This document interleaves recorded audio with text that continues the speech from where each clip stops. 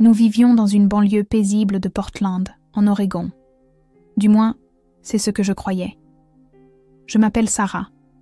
Je suis professeure d'anglais au lycée et j'adore mon métier. Chaque matin, je me lève à 6 heures. Je prépare le petit déjeuner pour ma famille et j'organise mes cours à la table de la cuisine. Par la fenêtre, je peux voir la pelouse parfaitement entretenue de notre voisin. C'était le printemps et les cerisiers étaient en fleurs. Mon mari, James, part travailler à 7h30 précise. Il est comptable dans un cabinet du centre-ville, ou du moins c'est ce que je pensais. Il rentre toujours à la maison à 6h15 exactement, jamais en retard, jamais en avance. Réglé comme une horloge. Nous avons un fils de 10 ans qui s'appelle Noah. Il est calme et réfléchi, toujours en train de lire des livres dans sa chambre. Mais dernièrement, j'avais remarqué quelque chose d'étrange. Noah avait commencé à poser des questions inhabituelles. « Maman, si quelqu'un te demande de garder un secret, est-ce que tu dois toujours le garder ? Maman, qu'est-ce qui se passe si tu sais quelque chose de mal, mais que le dire blesserait quelqu'un que tu aimes ? » Je répondais de mon mieux, pensant qu'il s'agissait simplement de questions philosophiques d'un enfant curieux. Les enfants s'interrogent tout le temps sur les dilemmes moraux. C'est ce que je me disais. Ma meilleure amie, Rachel, habite 3 maisons plus loin. Elle est mariée à Marcus depuis 12 ans. Ils semblent être le couple idéal, se tenant toujours la main, riant toujours ensemble. Ils ont des filles jumelles, Emma et Olivia, qui ont l'âge de Noah et sont dans la même classe. Rachel est agent immobilier et connaît un succès incroyable. Leur maison est la plus grande du quartier, avec une piscine et un home cinéma. « Sarah, es-tu libre ce samedi ?» m'a appelé Rachel un après-midi. Sa voix était chaleureuse et enthousiaste, comme toujours. « Samedi ? Oui, je pense. J'organise un barbecue de quartier. Tu sais, pour fêter la promotion de Marcus. S'il te plaît, viens avec James et Noah. » Ça a l'air merveilleux. Félicitations à Marcus. Merci. Ça va être une grande fête. J'ai engagé un traiteur et nous organisons des jeux pour les enfants. Tout le monde vient. Après avoir raccroché, je me suis sentie étrangement mal à l'aise. Je ne savais pas pourquoi. Rachel était mon amie la plus proche. Nous nous étions soutenus dans toutes les épreuves depuis notre arrivée dans ce quartier il y a 5 ans. Mais quelque chose clochait. Ce soir-là, James est rentré à 6h15 exactement. Il a accroché sa veste dans le placard, desserré sa cravate et s'est assis pour dîner. Tout était parfaitement normal. Rachel nous a invités à un barbecue samedi, ai-je mentionné en servant les pâtes. La fourchette de James s'est arrêtée à mi-chemin de sa bouche. Samedi ? Oui, c'est pour la promotion de Marcus. Tout le quartier sera là. James est resté silencieux un long moment, puis il a hoché lentement la tête. D'accord, nous irons. Vraiment ? Je pensais que tu aurais peut-être du travail. Non, je ferai en sorte que nous soyons là. Il y avait quelque chose dans sa voix, une lourdeur que je n'arrivais pas à identifier. Mais je n'ai pas insisté. James avait toujours été une personne discrète. Cette nuit-là, après que Noah soit allé se coucher, j'ai trouvé James dans son bureau à la maison. Il fixait son écran d'ordinateur avec une intensité que je lui avais rarement vue. L'écran est devenu noir au moment où je suis entrée. « Tout va bien ?» ai-je demandé. « Oui, juste des trucs de boulot. » Il a souri, mais son sourire n'atteignait pas ses yeux. Je l'ai embrassé sur le front et je suis allée me coucher, mais le sommeil n'est pas venu facilement. Vendredi après-midi, j'étais à la librairie pour acheter le cadeau d'anniversaire de Noah. Il avait demandé un roman de fantaisie spécifique et je voulais lui faire la surprise en avance. Noah était avec moi, errant dans les allées avec sa curiosité tranquille habituelle. « Maman, je peux te demander quelque chose ?» La voix de Noah était faible. « Bien sûr, mon chéri. Si papa te demandait de faire quelque chose et que tu ne comprenais pas pourquoi, est-ce que tu le ferais ?» Je me suis agenouillée à sa hauteur. « Ça dépend de ce que c'est. Pourquoi tu demandes ?» Noah a détourné le regard. Je me demandais, C'est tout. Cette nuit-là, j'ai préparé les vêtements pour le barbecue. Une robe bleu clair pour moi, un pantalon kaki et un polo pour Noah. James est entré dans la chambre et m'a regardé en silence. « Tu es sûr que nous devrions y aller ?» a-t-il soudain demandé. « Chez Rachel ? Pourquoi pas ? » « Aucune raison. Je demande juste. » Il s'est détourné, mais j'ai aperçu son visage dans le miroir. Il avait l'air inquiet. Profondément inquiet. Samedi matin était lumineux et magnifique. La lumière du soleil inondait notre maison, donnant une impression de chaleur et de sécurité. Nous sommes partis à midi. James conduisait, les jointures blanches sur le volant. J'étais assise à côté de lui et Noah était sur la banquette arrière, inhabituellement silencieux. « Tout va bien derrière ?» Je me suis retournée pour le regarder. « Oui, maman, ça va. » James observait Noah dans le rétroviseur avec une expression que je ne pouvais pas déchiffrer. Quand nous sommes arrivés chez Rachel, la fête battait déjà son plein. Le jardin était décoré de serpentins et de ballons. Une longue table ployait sous le poids de la nourriture. Les enfants couraient sur la pelouse en riant et en jouant. Les adultes se tenaient en petits groupes, un verre à la main, bavardant joyeusement. « Sarah, vous êtes venue ?» Rachel est apparue dans une robe d'été fluide, les bras ouverts.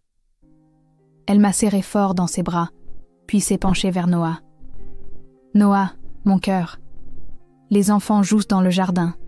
Va t'amuser. » Noah m'a regardé, puis a regardé James. « Vas-y, » a dit James doucement. Noah a couru vers les autres enfants. Marcus est sorti de la maison avec un plateau de hamburgers. Il était grand et large d'épaules, toujours confiant et souriant. À la fin de la trentaine, il semblait tout droit sorti d'une publicité pour la réussite en banlieue. « James, content de te voir, mon pote. » Marcus lui a tendu la main. James la lui a serrée, mais sa poignée semblait raide. « Félicitations pour la promotion. » « Merci. Ça faisait longtemps que j'attendais ça. Vice-président senior du développement régional. Pas mal, non ? » Marcus a ri. J'ai remarqué que James ne riait pas avec lui. L'après-midi s'est déroulé assez agréablement. J'ai aidé Rachel dans la cuisine. Nous avons discuté avec les voisins et j'ai gardé un œil sur Noah qui jouait avec les autres enfants. Mais quelque chose n'allait pas. James ne me quittait pratiquement pas. D'habitude, il était sociable lors de ces événements, mais aujourd'hui, il se tenait près de moi, presque de manière protectrice. Vers 4 heures, Marcus s'est approché de nous avec des boissons. « James, il faut que je te montre quelque chose dans mon garage. J'ai une nouvelle moto vintage. Tu vas adorer. »« Peut-être plus tard, » a dit James. « Allez, juste 5 minutes. Sarah peut se débrouiller sans toi, non ?» Marcus a posé sa main sur l'épaule de James. « Sarah, ça ne te dérange pas si je te vole ton mari un instant ?» J'ai souri. « Bien sûr que non. Allez-y. » James m'a regardé un long moment, puis a suivi Marcus vers le garage. 10 minutes ont passé, puis 15. J'ai commencé à me sentir mal à l'aise. Rachel était en train de remplir les bols de snacks quand je me suis approchée d'elle. « Où sont-ils allés ?»« Qui ?»« James et Marcus. Ça fait un moment qu'ils sont partis. »« Oh, probablement juste des discussions de mecs. Tu sais comment sont les hommes. » Rachel a fait un geste de la main pour écarter ma préoccupation. Mais mon malaise grandissait. J'ai marché vers le garage. En me rapprochant, j'ai entendu des voix s'élever. Pas tout à fait des cris, mais des voix intenses, urgentes. J'allais frapper quand la porte s'est ouverte brusquement. James est sorti, le visage pâle. Derrière lui, Marcus se tenait avec une expression que je n'avais jamais vue auparavant. Froide, presque menaçante. « Sarah, nous devons y aller. Maintenant. » La voix de James était tendue. « Quoi ? Pourquoi ? S'il te plaît. Fais-moi confiance. Va chercher Noah. Nous partons. » James, qu'est-ce qui se passe ? Marcus s'est avancé, son sourire soudainement faux. « Il n'y a rien qui ne va pas, Sarah. James ne se sent juste pas bien. N'est-ce pas, James ? Va chercher Noah. Maintenant. La voix de James était tranchante d'une manière que je n'avais jamais entendue. Quelque chose dans son ton m'a fait bouger. Je ne comprenais pas, mais je lui faisais confiance. J'ai trouvé Noah près de la piscine avec les autres enfants. Noah, nous devons y aller. Mais maman, on vient juste d'arriver. Maintenant, mon chéri, nous partons maintenant. J'ai pris la main de Noah et j'ai marché rapidement vers l'avant. Rachel nous a interceptés au portail. Sarah, qu'est-ce qui se passe? Vous ne pouvez pas partir comme ça. Je suis désolée. James ne se sent pas bien. C'est ridicule. Laisse-moi lui parler. Rachel, je dois vraiment y aller. J'ai tiré Noah pour la dépasser. Dans la voiture, James conduisait vite, plus vite que d'habitude. Sa mâchoire était crispée. « Papa, qu'est-ce qui ne va pas ?» La voix de Noah tremblait. « Tout va bien, mon fils. Il faut juste qu'on rentre à la maison. » Mais nous ne sommes pas rentrés à la maison. James a pris l'autoroute, en direction du nord. « James, où est-ce qu'on va ?»« Loin. »« Loin ? Loin de quoi ?» James n'a pas répondu. Son téléphone a sonné. Il a regardé l'écran et l'a éteint complètement. « James, tu me fais peur. » Après 30 minutes de route, James s'est arrêté sur une aire de repos. Il s'est tourné vers moi et j'ai vu la peur dans ses yeux. Une peur réelle. « Je dois te dire quelque chose et tu dois écouter attentivement. Depuis 2 ans, je ne travaille pas comme comptable. Mon sang s'est glacé. Quoi ? Je travaille sous couverture pour le FBI, division des crimes financiers. Le monde a basculé. De quoi tu parles ?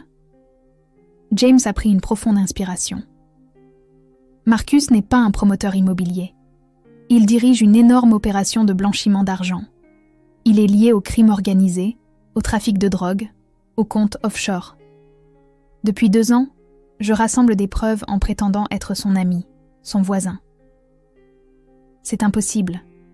Marcus est un criminel, Sarah. Un criminel dangereux. Et il vient de découvrir qui je suis vraiment. Je ne pouvais plus respirer. Noah était silencieux sur la banquette arrière, les yeux grands ouverts. Aujourd'hui, au barbecue, il a essayé de me menacer. Il sait que j'ai recueilli des preuves. Il sait que je suis sur le point de témoigner. Et il sait pour toi et Noah. Oh mon Dieu. C'est pour ça que nous devions partir. Il allait... James s'est arrêté, la voix brisée. Il allait vous utiliser contre moi. Vous deux. Mes mains tremblaient. Pendant tout ce temps, tu m'as menti pendant 2 ans ? Pas menti, protégé. Le FBI a insisté pour que tu ne saches rien. Si tu avais su, tu aurais pu être en danger. Tes réactions devaient être authentiques. Où est-ce qu'on va ? Dans une planque. Des agents du FBI nous y attendent. Toi et Noah serez sous protection des témoins jusqu'au procès. Protection des témoins ? J'avais l'impression d'être dans un cauchemar. Maman ? La petite voix de Noah venait de l'arrière. On a des ennuis ? James s'est tourné vers notre fils. Non, mon grand. Nous sommes en sécurité maintenant. Papa s'en est assuré. Mais le visage de Noah s'est décomposé. Je savais que quelque chose n'allait pas. Papa n'arrêtait pas de me poser des questions sur Marcus, sur ce que j'entendais chez eux quand je jouais là-bas. Je pensais que j'aidais pour des trucs de travail. Est-ce que j'aidais à attraper un méchant ? Les yeux de James se sont remplis de larmes. Oui, mon fils, tu as beaucoup aidé. Tu es très courageux. Mais j'ai gardé des secrets pour maman. Noah s'est mis à pleurer. Tu devais le faire, a dit James doucement. C'était pour la protéger. Je tenais la main de mon fils, l'esprit en ébullition. Tout ce que j'avais cru pendant 2 ans était un mensonge. Mon mari n'était pas comptable. Notre voisin était un criminel.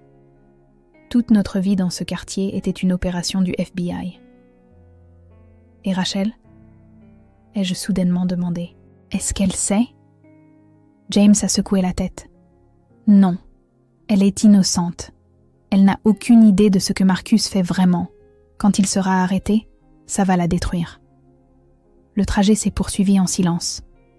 Nous sommes arrivés dans une petite maison banale à 1 heure de la ville. 2 agents du FBI attendaient. Une femme d'une 40aine d'années aux yeux bienveillants s'est approchée de moi. « Madame Dawson, je suis l'agent Chen. Je sais que tout cela est bouleversant, mais vous êtes en sécurité maintenant. Pour combien de temps ? Le procès est dans 3 mois. Après le témoignage de James, Marcus sera condamné. Ensuite, vous pourrez reprendre vos vies. » Reprendre nos vies ? Après ça ? L'expression de l'agent Chen était compatissante. Je sais que ça semble impossible maintenant. Mais oui, les gens s'en remettent. Au cours des jours suivants, toute l'étendue de ce que James avait fait est devenue claire. Il avait tout risqué. Notre mariage, sa relation avec Noah, notre sécurité, pour faire tomber un réseau criminel responsable de millions de fonds illégaux, de drogue et de violence. Les preuves qu'il avait recueillies permettraient de faire condamner non seulement Marcus, mais une 12aine d'autres criminels. 1 semaine plus tard, Rachel a appelé mon portable. Le FBI avait autorisé un contact limité. J'ai répondu avec hésitation. « Sarah ?» La voix de Rachel était brisée. « Rachel, ils ont arrêté Marcus. Des agents du FBI sont venus chez nous. Ils disent que c'est un criminel, qu'il a blanchi de l'argent, que tout est vrai. » Elle pleurait. « Je ne savais pas, Rachel.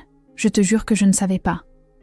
Le FBI m'a parlé de James, qu'il était infiltré, que tu ne savais pas non plus. » Rachel a pris une inspiration saccadée. « Je devrais te détester. Tu vivais à côté de moi, et ton mari enquêtait sur mon mari.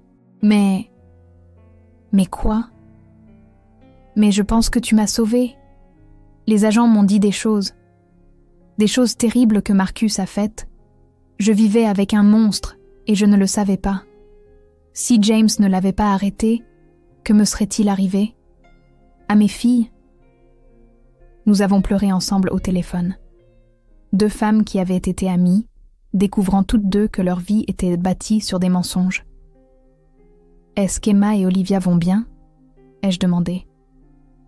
Elles sont confuses, effrayées, mais nous suivons une thérapie. Le FBI nous aide. Je suis tellement désolée, Rachel. Ne le sois pas. Tu es aussi une victime. Nous le sommes toutes. 2 mois plus tard, James a témoigné. J'étais assise dans la salle d'audience et je regardais mon mari décrire 2 années d'enquête minutieuse, d'amitié avec un criminel, de collecte de preuves tout en prétendant être quelqu'un qu'il n'était pas. Marcus était assis au banc des accusés, le visage dur. Quand le verdict est tombé, coupable sur tous les chefs d'accusation, je n'ai ressenti aucune satisfaction. Seulement de la tristesse pour ce que nous avions tous perdu. 3 mois après cela, nous avons déménagé dans une nouvelle ville. Nouveaux noms, nouvelles identités, nouvelle vie. Noah a commencé dans une nouvelle école. J'ai trouvé un poste d'enseignante dans un autre lycée. James a quitté le FBI et a pris un emploi normal, un vrai travail de comptable cette fois. Pendant des mois, aucun de nous ne pouvait bien dormir. Noah faisait des cauchemars. Je faisais des cauchemars. James se réveillait en sueur froide, convaincu que quelqu'un venait nous chercher. Nous sommes allés en thérapie, tous les 3, séparément et ensemble. Lentement, douloureusement, nous avons commencé à guérir. Un après-midi, Noah est venu me voir avec une question. « Maman, est-ce que papa a fait ce qu'il fallait ?» J'ai réfléchi attentivement. « Oui, il a protégé beaucoup de gens. Il nous a protégés. Mais il nous a menti. » Parfois, dis-je doucement, les gens doivent faire des choses difficiles pour protéger ceux qu'ils aiment. Ton père a fait le choix de tout risquer, y compris notre confiance, pour empêcher des méchants de faire du mal aux autres. Noah est resté silencieux un long moment. Je crois que je comprends. Ce soir-là, nous nous sommes assis tous les 3 pour dîner. Juste un dîner de famille normale. Mais nous savions tous à quel point cette normalité était précieuse, à quel point elle avait été durement gagnée. « Je dois dire quelque chose », a dit James soudainement. « Je suis désolée. pour les mensonges, pour le danger, pour tout ça. Je pensais vous protéger, mais je vous ai fait du mal aussi. J'ai tendu la main sur la table et j'ai pris la sienne. Tu nous as protégés. Et oui, tu nous as fait du mal. Les deux sont vrais. Mais nous sommes là. Nous sommes ensemble. Nous guérissons. En famille ? La voix de James était incertaine. En famille, ai-je confirmé. Noah a tendu la main et l'a posée sur les nôtres. 6 mois plus tard, un email est arrivé d'un compte anonyme. C'était Rachel. Elle avait trouvé un moyen de me contacter en toute sécurité. Sarah, je voulais que tu saches que nous allons bien. Les filles et moi avons aussi déménagé dans une nouvelle ville. Nous nous reconstruisons. Marcus a pris 25 ans. J'ai divorcé. Je vends la maison. Je recommence à zéro. Je ne vous en veux pas, à toi et à James. Merci d'avoir été mon ami, même quand tout était un mensonge. Ou peut-être surtout parce que tout était un mensonge. Ton amitié était réelle. Je le sais maintenant. J'espère que tu vas bien. J'espère que Noah va bien. Peut-être qu'un jour, quand ce sera sûr, nous pourrons nous reparler. D'ici là, sache que je te pardonne. Et je comprends. Tu as sauvé ma vie en vivant la tienne. Rachel. J'ai montré l'email à James. Nous nous sommes assis ensemble sur notre nouveau canapé dans notre nouveau salon, lisant les mots de Rachel. Elle ne nous déteste pas, ai-je murmuré. Non, elle comprend. Penses-tu que nous avons fait ce qu'il fallait ?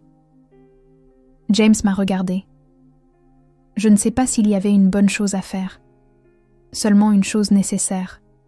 Je ne pouvais pas laisser Marcus continuer. Je ne pouvais pas le laisser faire plus de mal. Même si cela me coûtait tout. Ça ne t'a pas tout coûté. Nous sommes toujours là. Le sommes-nous ? A demandé James doucement. Le sommes-nous vraiment ? Je l'ai embrassé. Oui, nous sommes là. Différents, meurtris, mais là. Et ça compte pour quelque chose. Une année a passé. Le printemps est revenu, apportant des fleurs de cerisier dans notre nouveau quartier. Noah se débrouillait bien à l'école, se faisait des amis, riait à nouveau. James avait cessé de faire des cauchemars toutes les nuits. J'avais trouvé mon rythme d'enseignement dans la nouvelle école. Un samedi matin, Noah est descendu avec une question. « Maman, papa, c'est quoi la famille ?» James et moi nous sommes regardés. « La famille, dis-je lentement, ce sont des gens qui se protègent les uns les autres. Même quand c'est difficile, même quand ça leur coûte quelque chose, même quand les autres ne comprennent pas. Est-ce que la famille, c'est une question de secret ? A demandé Noah. Non, a dit James fermement. La famille, c'est une question de confiance. Parfois, il faut garder des secrets pour protéger les gens, mais une vraie famille est construite sur la confiance, même lorsque cette confiance est mise à l'épreuve. Alors, nous sommes toujours une famille ? A demandé Noah. Même après tout ça ? Surtout après tout ça, ai-je dit. Nous avons choisi de rester ensemble. Nous avons choisi de pardonner. Nous avons choisi de reconstruire. C'est ce qui fait de nous une famille. Noah a souri. C'était le premier vrai sourire que je voyais de lui depuis des mois. Cet après-midi-là, nous avons planté un cerisier dans notre nouveau jardin. Nous avons creusé le trou tous les trois ensemble, positionné le jeune arbre et rempli la terre autour de ses racines. « Pourquoi on plante ça ?» a demandé Noah. « Parce que, » a dit James, « nous nous enracinons, dans ce nouvel endroit, avec notre nouvelle vie.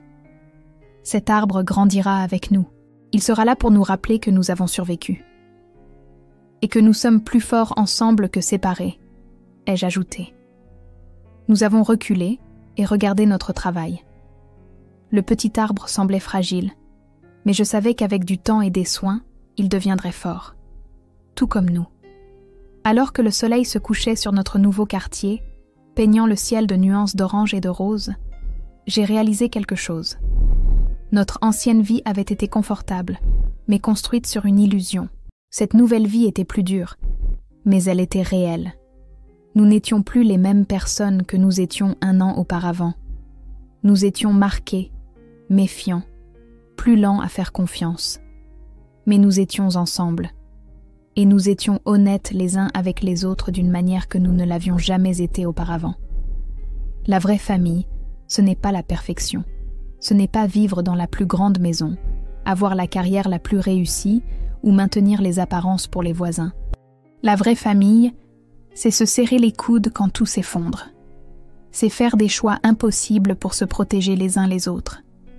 C'est le pardon lorsque la confiance est brisée et la reconstruction lorsque tout est détruit. Ce soir-là, Noah a fait ses devoirs à la table de la cuisine. James et moi avons préparé le dîner ensemble. Un samedi soir ordinaire, dans notre nouvelle vie ordinaire. Mais nous savions que cet ordinaire était extraordinaire. Nous nous étions battus pour elle. Nous avions saigné pour elle. Nous avions failli tout perdre pour elle. Par la fenêtre, je pouvais voir notre cerisier, petit mais fort, ses branches tendues vers le ciel.